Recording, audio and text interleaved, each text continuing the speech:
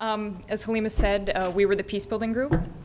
And the one thing that we like about peace building is the fact that it's very multidisciplinary. It helps us look at peace in a lot of different ways. From my own perspective, I used to be in the military, so it's a very different perspective between the two. And that's one of the good things we thought about the GPI was that kind of helps to begin to quantify peace and look at peace in very different ways. And it has the potential to be extremely useful.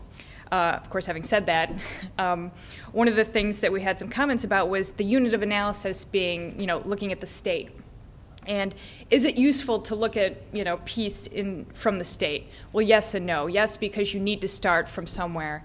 And perhaps no, because, there are also regional implications, sub-regional implications, like if you look at Afghanistan, Pakistan, or subnational, like within Congo and Sudan, there can be different issues based on where you're looking. In one part of the country, there can be one type of violence, in another part of the country, another type of violence, based on different issues and possibly requiring different structures in order to address those things.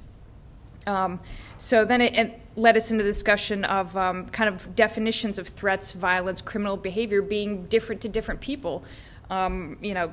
Violence, threats, and peace can mean different things to different people. Therefore, can there truly be universal definitions by which every conflict can be judged against?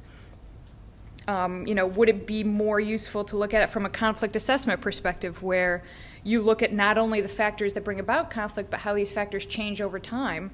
And so perhaps the GPI could benefit more from a clarity on this, the intersection between a negative piece and a positive piece, more specific, more relevant to context and cultural factors.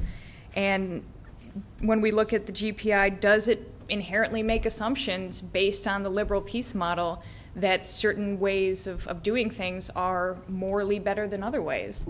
By looking at it in terms of democracy, do we already make a moral judgment about what structures or what institutions would be better?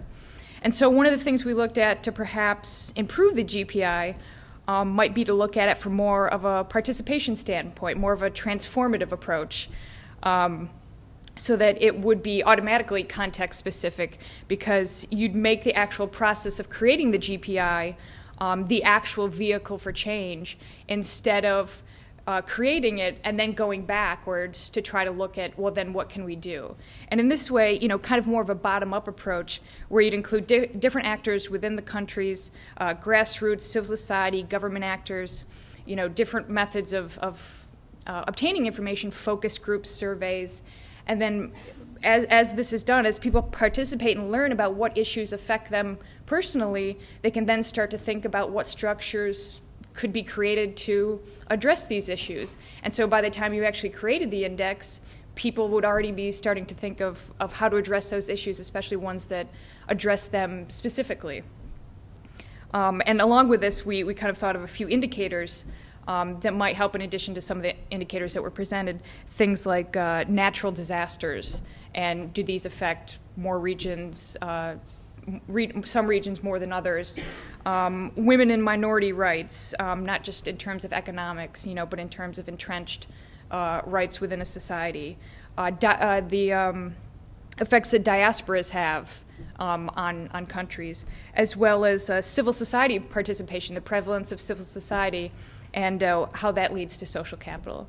So therefore, we think that by using all these things and more, bringing in more participation, more of a perhaps transformative approach, this could help, as I said, make it more of a process going forward instead of one that kind of looks back. So, thank you.